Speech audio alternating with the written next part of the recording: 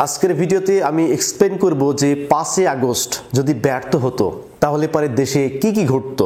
আমি জাস্ট 5টি কথা বলবো যে 5টি সম্ভাব্য ঘটনা দেশের মধ্যে কিন্তু ঘটে যেত এবং এটি হতো সবচেয়ে বিভৎস, কুৎসিত এবং সবচেয়ে নির্মম। তো চলুন আর বেশি কথা না বলে যে 5 আগস্ট যদি ছাত্ররা ব্যর্থ হতো, ছাত্র এবং জনতা যদি ব্যর্থ হতো তাহলে পরে দেশে কি কি ঘটতো। 5 আগস্ট যদি ব্যর্থ হতো তাহলে 1 নম্বরে যে কাজটা ঘটতো সেটা হচ্ছে যারা মাঠে নেমেছিল সেই সমস্ত ছাত্র এবং জনতা এদেরকে টার্গেট করে রাখা হতো বা চিহ্নিত করে রাখা হতো। যদিও তখনকার সরকার বলতেছিল যে আমরা কোটা মেনে নিয়েছি, অর্থাৎ আমরা কোটা রাখবো না, কিন্তু আপনি যে রাস্তায় নেমে সরকারি স্থাপনা ভাঙলেন, পোড়ালেন, আওয়ামী লীগ নেতা কর্মীদের উপরে অ্যাটাক দিলেন, পুলিশের উপরে অ্যাটাক দিলেন, এই জেরেটা কিন্তু থেকে যেত। এরপরে ফলাফল কি হতো জানেন? যারা যারা রাস্তায় নেমেছিল পরবর্তী সময় যদি ছাত্র হয় সেই ছাত্রের কিন্তু ক্যারিয়ার শেষ। আপনি যতই পড়াশোনা করেন না কেন আপনাকে কোনো সরকারি চাকরিতে, কোনো গভর্নমেন্ট চাকরিতে আপনাকে প্রবেশ করতে দেওয়া হতো না। ইভেন আপনার পুরো বায়োডাটা এমনভাবে সংরক্ষণ করে রাখা হতো যাতে আপনি কোনো ভালো চাকরি পর্যন্ত না পান। যদিও আপনাকে মুখে মুখে বলা হবে যে কোটা তো এখন আর নাই, কিন্তু আপনার জীবনটা সবচাইতে দুর্বিষহ করে তোলা হতো এবং যে সমস্ত জনতা রাস্তায় নেমেছিল সেই সমস্ত জনতাকে টার্গেট করে এমনভাবে হয়রানি করা হতো যাতে করে সে জীবনে আর কোনোদিন রাস্তায় না নামতো আওয়ামী লীগের বিরুদ্ধে। এই কাজটা করত তৎকালীন সরকার বা সাবেক প্রধানমন্ত্রী শেখ হাসিনা যদি 5 আগস্ট ব্যর্থ হয়ে যেত। এরপর যদি 5 আগস্ট ব্যর্থ হতো তাহলে পরে 2 নম্বর যে ঘটনাটা ঘটতো সেটা হচ্ছে জামাত এবং শিবিরের উপরে বুলডোজার চলতো। কারণ কি জানেন, যখন কোটা আন্দোলন হয় তখন কিন্তু শেখ হাসিনা বারবার বলার চেষ্টা করেছিলেন যে এই আন্দোলনের পেছনে জামাত শিবির জড়িত, এই আন্দোলনের পিছনে জামাত এবং শিবির এবং কিছু অংশে বিএনপি কিন্তু জড়িত, বারবার তিনি কিন্তু বলছিলেন। এইটা যদি ব্যর্থ হতো এর পরবর্তী সময়ে জামাতের যে সমস্ত লোকজন রাস্তায় নেমেছিল, শিবিরের যে সমস্ত লোকজন রাস্তায় নেমেছিল তাদের শেষ ঠিকানা হতো কিন্তু আয়নাঘর। এর কারণ মির্জা ফখরুল ইসলাম আলমগীর তিনি অত্যন্ত খুব চালাক মানুষ। তিনি কিন্তু ওই আন্দোলনের সময় তিনি স্টেটমেন্ট দিয়েছিলেন যে এই আন্দোলনের সাথে বিএনপি জড়িত নয়। তার মানে কি, জামাত কিন্তু স্টেটমেন্ট দেয়নি। সুতরাং বিএনপি যেহেতু তাদের দলীয় অবস্থান থেকে পরিষ্কার করেছে যে এই আন্দোলনের সাথে বিএনপি জড়িত নয়, জামাত কিন্তু এরকম স্টেটমেন্ট দেয়নি। তো সুতরাং এই আন্দোলনে সর্বাত্মকভাবে সহযোগিতা করেছে জামাত। সুতরাং জামাতকে অ্যারেস্ট করে তাদেরকে এমনভাবে রিমান্ডে নাও যাতে করে রাস্তায় বাপের জন্মে আর কোনোদিন রাস্তায় নামতে না পারে। এইটা করা হতো। মানে জামাতের ভাগ্যে যে কি লেখা ছিল একমাত্র আল্লাহ ছাড়া আর কিন্তু কেউ বলতে পারতো না যদি 5 আগস্ট ব্যর্থ হতো। এরপরে 5 আগস্ট যদি ব্যর্থ হতো 3 নম্বর যে কাজটা করা হতো, অসংখ্য কন্টেন্ট ক্রিয়েটার, ইউটিউবার এদের ক্যারিয়ারটা একেবারে শেষ করে ফেলা হতো।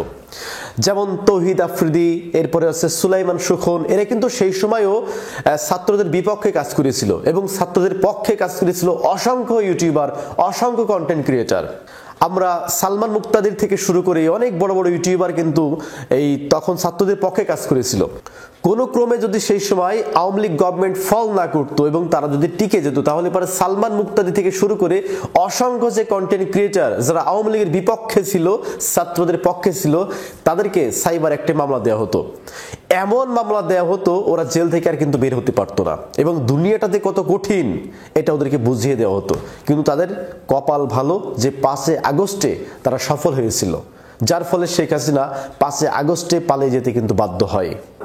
এরপরে 5 আগস্ট যদি ব্যর্থ হতো 4 নম্বর যে ঘটনাটা ঘটতো যে এই যে ঢাকার রাজপথে ছাত্র এবং জনতা যারা নেমেছিল এদের কিন্তু ঢাকার স্থানীয় অনেক মানুষ কিন্তু সাহায্য করেছে।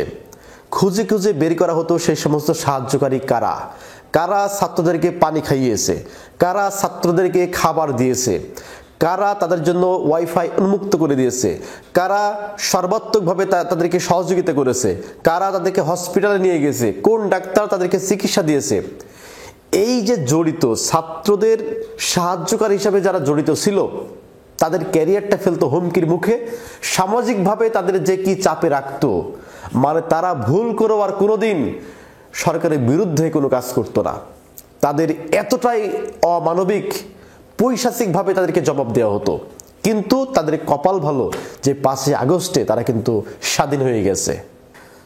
এরপরে 5ই আগস্ট যদি ব্যর্থ হতো তাহলে পরে সর্বশেষ 5 নাম্বার যে ঘটনাটা ঘটতো সেটা হচ্ছে 5ই আগস্টের আগে আমরা দেখেছি প্রায় 800 জন ছাত্র এবং জনতা জীবন দিয়েছে এবং তখনও হাজার হাজার মানুষ কিন্তু আহত হয়েছে, পঙ্গুত্ব বরণ করেছে, কারো হাত নাই, কারো পা নাই, কারো চোখ নাই, কেউ বিছানায় শুয়ে শুয়ে কাতরাইতেছে।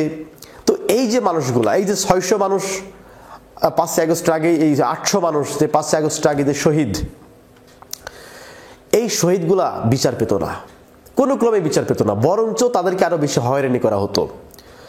যারা আহত হয়েছিল এদেরকে কখনোই সুচিকিৎসা দেওয়া হতো না, এদের সর্বাত্মকভাবে চিকিৎসা অবহেলা করা হতো, কোনো ডাক্তার এদের চিকিৎসা করাতে চাইতো না, উপর থেকে প্রেসার দেওয়া হতো, তাদেরকে মানে আহত অবস্থায় মেরে ফেলা হতো, মানে মৃত্যুর যে কষ্ট, মৃত্যুর যে যন্ত্রণা, এটা তাদেরকে বুঝিয়ে দেওয়া হতো যদি 5ই আগস্ট তারা সফল না হতো। 5ই আগস্ট সফল হয়ে গেছে বিধায় আমি যে 5টা বিষয় নিয়ে আলোচনা করলাম, এই 5টা বিষয় তাদের উপরে কিন্তু আসে নাই।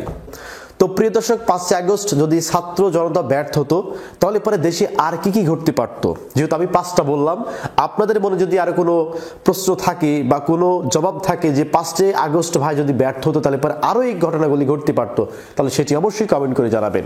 সকলে ভালো থাকবেন, সুস্থ থাকবেন, ধন্যবাদ সবাইকে।